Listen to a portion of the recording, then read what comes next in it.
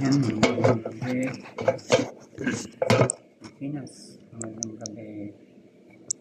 Pansang Kuwait, o madaling gabi sa Pinas. Gusto ko lang share na yung dumating bago kong gamit na sa gitara. Ito yung kapo.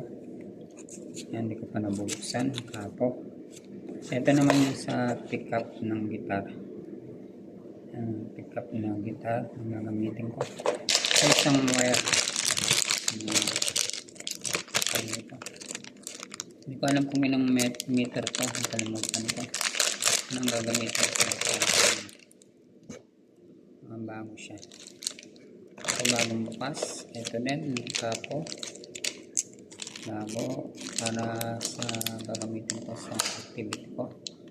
Para bukas sa church. Ito din. Kapo. Maganda siya. Kasi ito. Yung pick guitar. Kasi acoustic ko.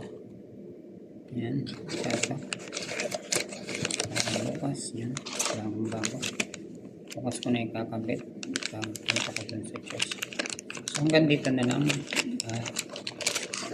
Isa lang nawa ang dapat natin matutunan hanggat meron tayong pera at kailangan natin mag-ipon ng mga gamit na sa ating mga personal, lalo na pag nagagamit sa church, dapat nag-iipon ka, nag-invest ka rin. Yan. So hanggang dito na lang. Salamat sa nanood. Naway may napulutan na para dito sa ating vlog na to. God bless everyone.